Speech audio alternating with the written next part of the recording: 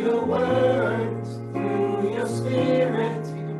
Speak your words of life. Speak to me. Speak to me. I am listening. I am waiting. Speak to me. Speak to me. Speak to me. Through your words, through your spirit. Speak your words of life. Speak to me. Speak to me. I am listening. I am waiting. Speak to me. Speak to me. Speak to me. Through your words, through your spirit. Speak your words of life. Speak to me. Speak to me. I am listening. I am waiting. Speak to me. I am your servant, and I am listening. Speak to me, Lord, speak to me. I need your wisdom, your truth and comfort. Speak to me, Lord, speak to me. Speak to me. Speak to me. Through your words, through your spirit.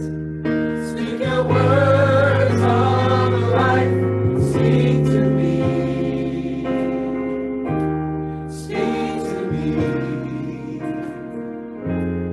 I am listening. I am waiting. Speak to me. I am your servant, and I am listening. Speak to me, Lord, speak to me. My heart is silent, my spirit longing. Speak to me, Lord, speak to me. Speak to me. Speak to me. Through your words, through your spirit. Speak your words of life. Speak to me. Speak to me.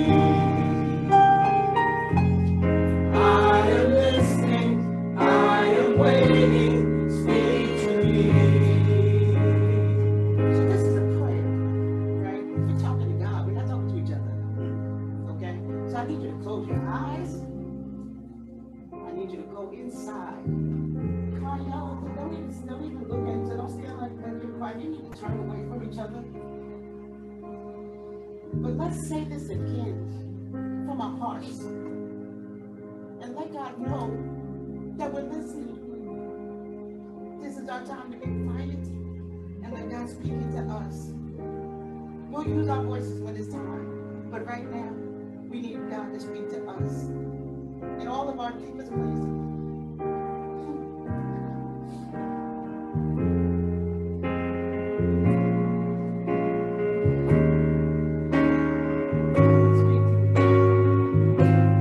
Speak to me. Speak to me. Through your words, through your spirit. Speak your words of life. Speak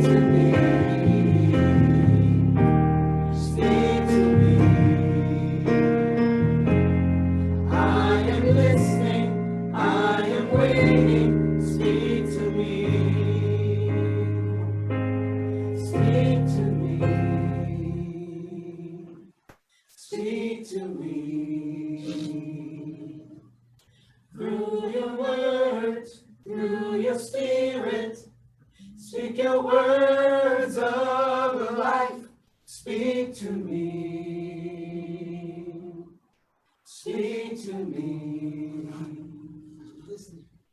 I am listening, I am waiting, speak to me.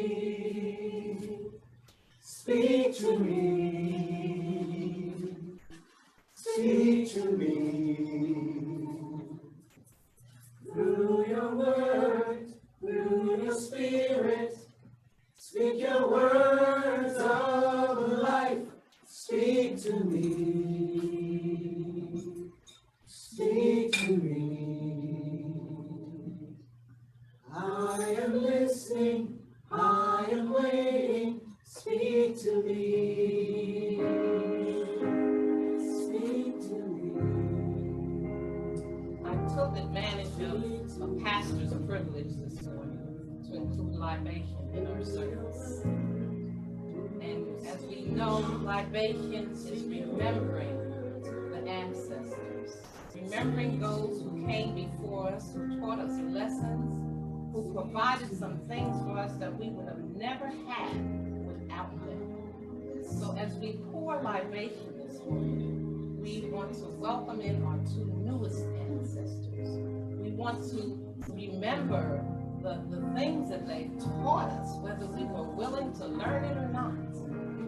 We know that they've spoken. And how appropriate, speak to me, how appropriate Minister Shai in her affirmation talked about speaking up and speaking your mind. So let us remember, as we pour libation, Reverend Don Rance, Ray Washington, all those who came before us, again, whose shoulders we stand on, all those who have made it into the ancestral kingdom just in the last 3 years, all those who we remember and celebrate each and every day as we pour libation. Remembering those who have comforted us in the past, who continue to comfort us in our hearts, and continue to comfort us with their wisdom. Ashe. Speak to me. Through your words, through your spirit, speak your words of life. Speak to me, speak to me. Listening, I am listening, I am waiting. Speak to me, I am listening. I am listening, I am waiting. Speak to me. I am listening. I am listening. I am waiting. Speak to me. I am listening. I am listening. I am waiting. Speak to me. Amen, amen, amen. Thank you, Lord. Amen. Thank you, Lord. Thank you, Thank God. you. Thank you. For bringing us together one more time. For bringing us together one more time. Thank you, God. Thank you, God. Thank you. We just welcome God's presence. We welcome the opportunity just to celebrate.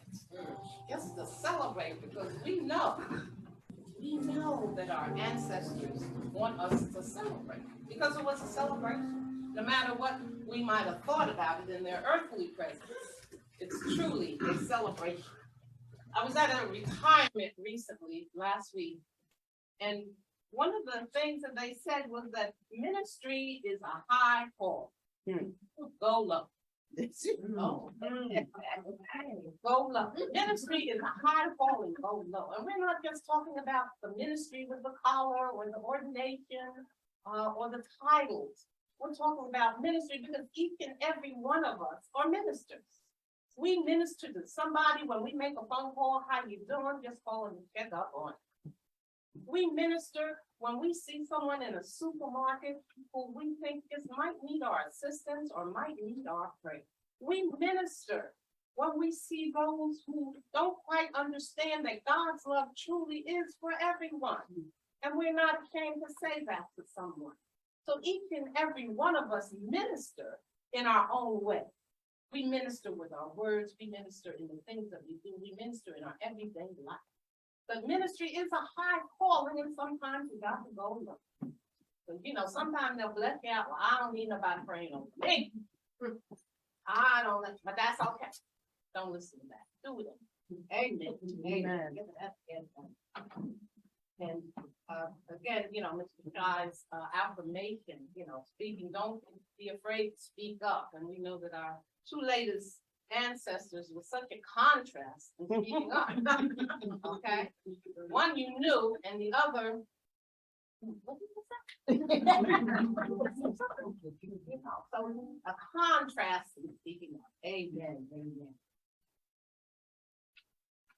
Mother, Father, everything, God, as we go into the sermon today, dear God, that you will very neat out the way and let your word and your wisdom come forth. We just thank you for this opportunity to fellowship with each other, and we pray, dear God, that someone today here will be blessed, and we can share with someone to be blessed today. God. So let's pray in your name. Amen. Amen. Amen. Amen.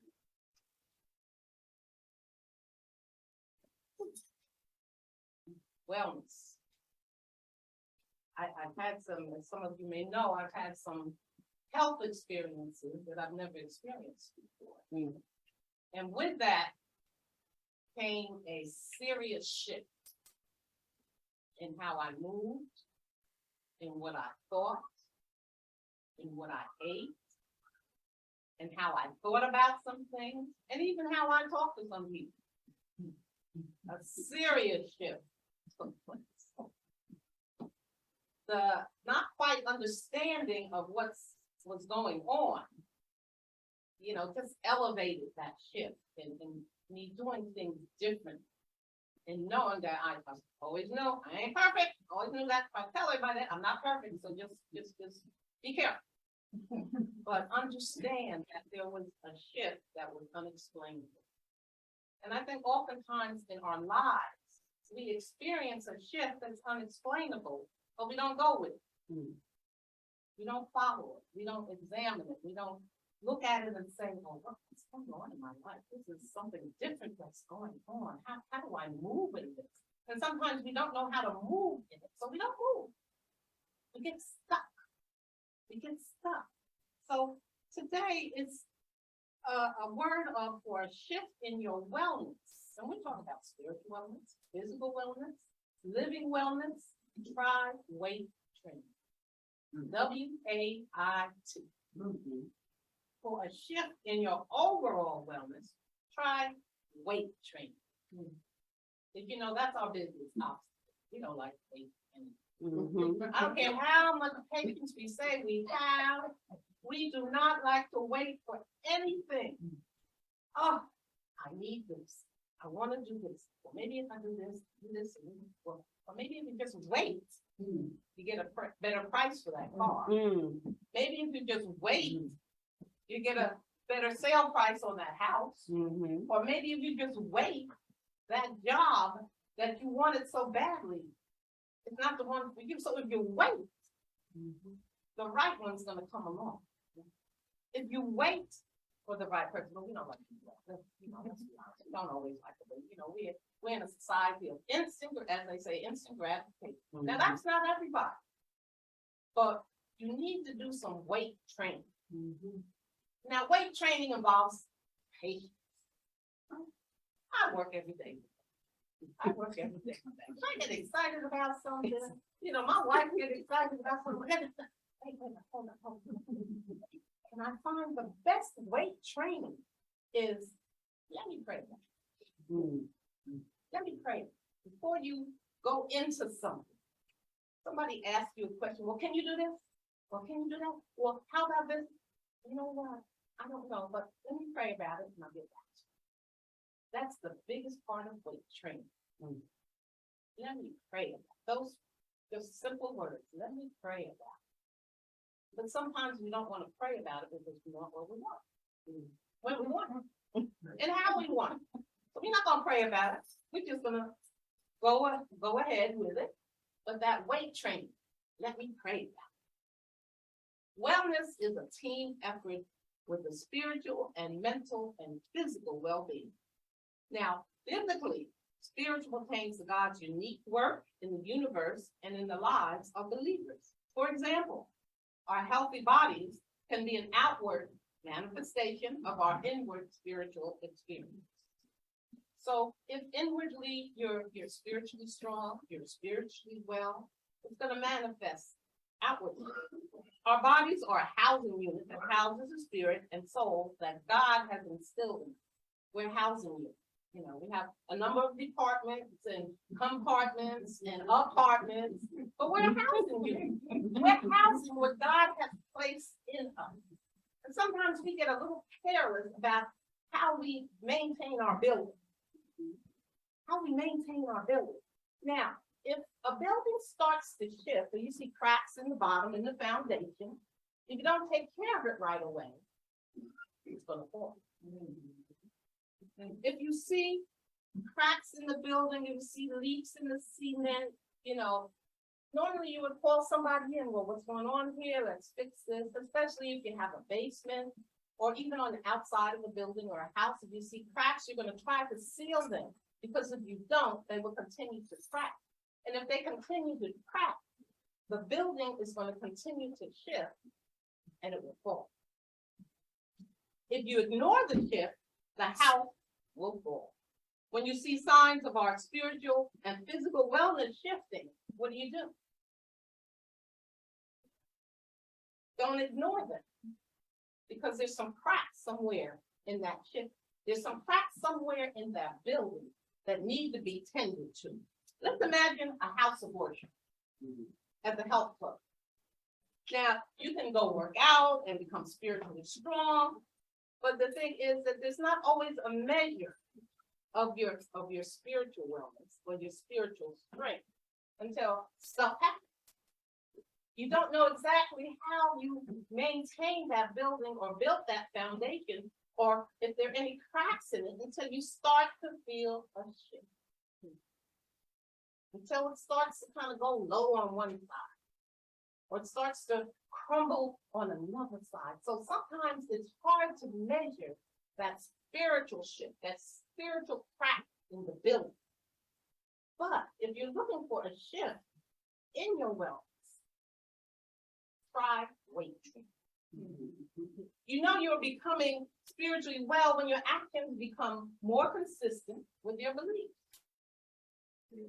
You're getting better if your actions become more consistent with your beliefs. Now, we know this is not going to happen all the time. We can't be that consistent. But we can know that at least we're trying every day. Like you wake up, okay, today I'm not going to. Today, I'm not going to do what I did yesterday. Today, I'm going to do something different. If we wake up with that conscious effort, because see, what happens is if we stop consciously trying to do better, the cracks build up, the building starts to shift. So if we at least make an effort each day, we're not perfect. We're not going to do it right all the time. But if we make an effort to do some weight training each and every day, sooner or later, it's going to become more and more. Again, it will never be perfect, but you will continue to better. Because when we stop trying to do better, even when we know better, then we're in trouble. Okay, that's when that shift starts. That's when that building starts to crumble. So for a shift in your wellness, to make your life well, to make your soul well, to make your physical being well, try weight training.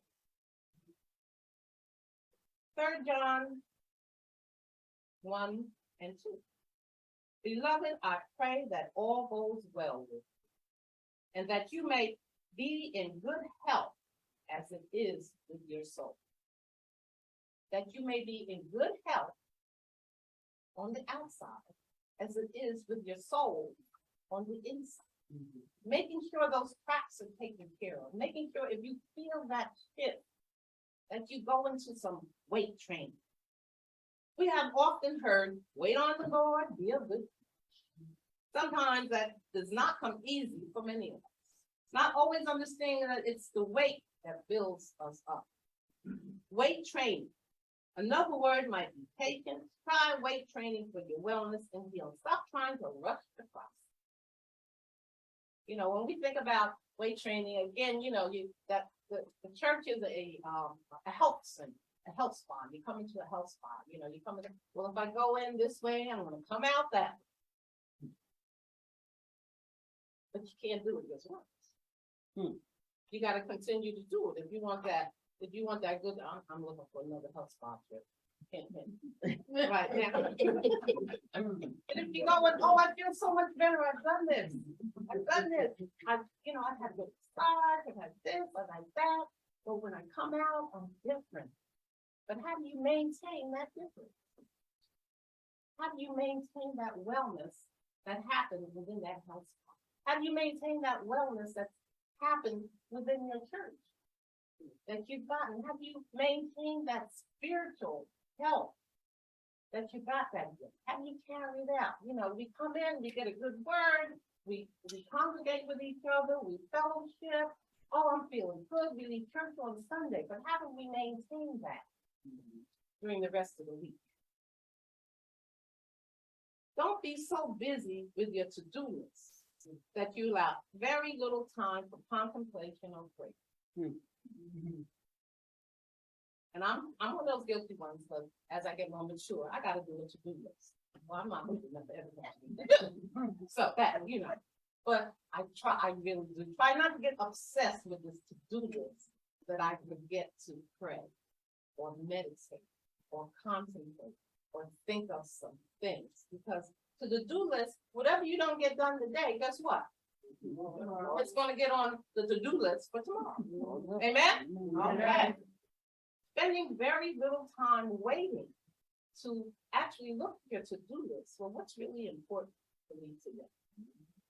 What's really important for me to do today?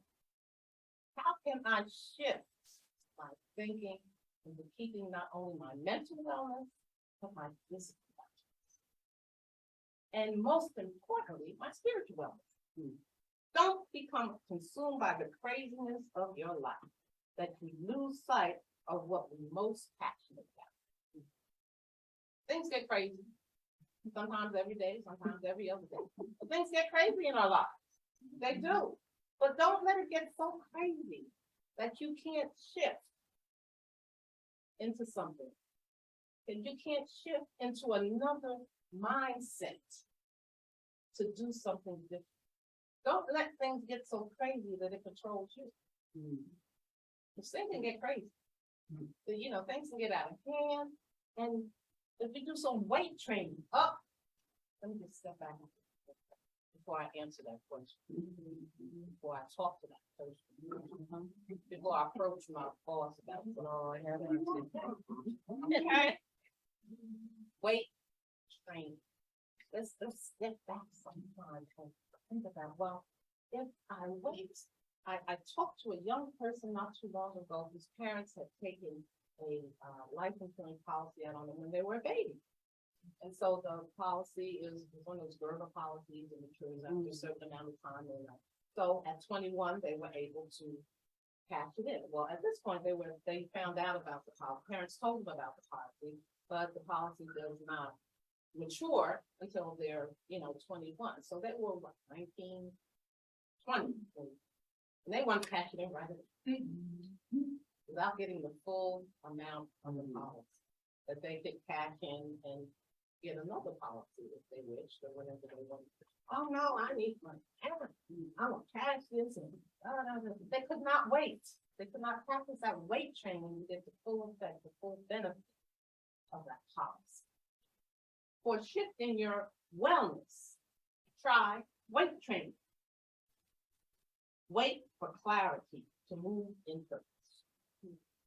Wait for some clarity. I'm not really sure if I should be doing this. I'm not really clear. Well, what is it that they want from me? What am I going to do with it? Wait for some clarity before you do something. Wait for some clarity. Try that weight training. Training our minds and hearts and bodies to wait when needed. well, I'm doing okay now, so I can go out and, go full speed ahead. Instead of waiting, let me see how my body reacts to it. Let me see how I'm gonna move it. I haven't done this in a few days, a few weeks, or whatever the case might be. It's like having surgery and coming back after you recover. You have to do a little therapy, you have to do a little build up to get back to what you need to do. Oh, I'm feeling good, If you have an infection and you're get penicillin, you take the first 7 pills and you forget about the rest. I feel weight training. More and more people are realizing that their wellness requires care and attention. Wellness can afford you a deeper sense of inner peace, but it requires weight training. Waiting no matter how long it takes to develop those faith muscles and build endurance for the journey ahead. Weight training requires discernment to recognize when there's a shift happening in your life. Do we always recognize when there's a shift happening? We recognize when something different is going on. We recognize when, this seems a little, it doesn't feel like it used to be. This feels different, what's going on here? David, for example, was a man after God's heart, but he had many moments where there's a shift in his physical being as well as his spiritual being. So in Proverbs 6:16 through 19, God gives a whole list of things that were not pleasing to him. And on that list, David, he had to check off every one of them, because each and every one of those things he had done. He had shed blood, he had deceived, he did a number of things that God was not pleased with. Yet there was a physical and spiritual shift in David's life that the Lord redeemed. The Lord redeemed my soul out of every adversary. Weight training. Wait on the Lord, be of good courage. I don't have time to wait like that. Wait on this, wait on that. Our life is full of waiting. When we go to the grocery store, we gotta wait. When we go to the bank, not so much now, because everything's online and computerized and everything. But when we go to the bank, we gotta wait online. When we go to the clothing store where everybody shops online, So we've gotten out of the habit of learning how to wait. With the age of technology, we've gotten out of the habit of learning how to wait, because we don't have to stand in so many lines anymore. But there's some lines you're not going to avoid. There's some lines you're not going to avoid. I was going to say the grocery line, but now you can order your groceries online. So we've gotten out of learning how to wait. We've gotten out of learning weight training. The only thing I think that as parents, as adults, as mentors, as clergy, as people that we know, that we've learned how to continue to wait on, because we've had no other choice, is for our children to grow up. Okay, if I wait long enough, they're gonna get mature, they're gonna be okay, they're gonna be out my house. If I wait long enough, that's the only waiting process that we have no control over. Okay, amen, goes right there. But it's a process. And I give that as the best example I can think of weight training, because that's something we cannot control. But we have to wait and work with it and go in the process.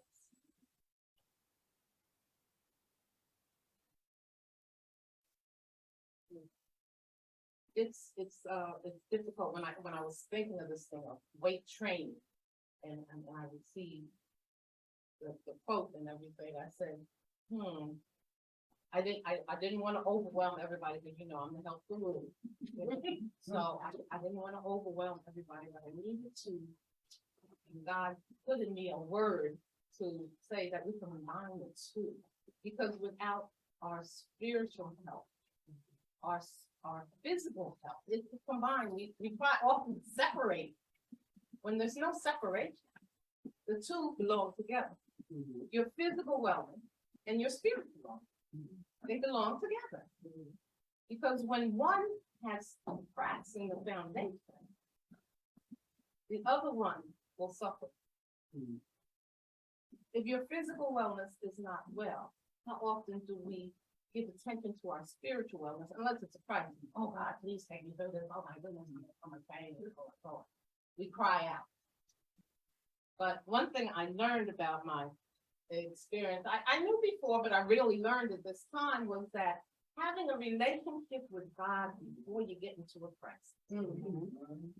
That's the best way. That's the best way to take care of any shift that comes along. Because you know, as you are shifting, that God is going to be with you. Have that relationship with God before you go into a crisis. So when that shift in your life comes, you can go through it. Not get over it, but go through it. I read a quote, I don't know if it was directly from Senior Bishop Jacqueline Holland, but she posted it. And it read, "Grateful that we are always on the mind of the divine, even when our purpose to do mindless, frivolous binge watch. The divine will send me a thought that will support my healing." I guess that's so very appropriate to the word today. The divine will send me a word that will support my healing. So if we're connected with God, God will send us a support for our healing, whether it be something that we're going through, whether it be a crisis, whatever it might be, whether it be that we have to do some weight training, God will bring a word to support our healing. And one of the things and we're all leaders in one sense, and leadership is about making others as better as a result of your presence and making sure that impact lasts in your absence. And of course, I thought about our two newest ancestors. Leadership is about making others better as a result of your presence and making sure that that impact lasts in your absence. Leadership is about showing someone else God's grace and mercy, and knowing that they're going to show it to somebody else when you're not around, when you've gone on about your business. So that's a shift that we need to work through. It's a shift in doing some weight training, some evaluating some things. Because God's presence is truly needed and loved in all of us. So the bottom line is this: to support your life, to support the way you live, to support the foundation, so you don't have those cracks in the building, so that the building doesn't shift, it doesn't crumble, but you're there to take care of it. So that shift in your wellness, in your spiritual wellness, in your physical wellness, make sure you try some weight training. Caution.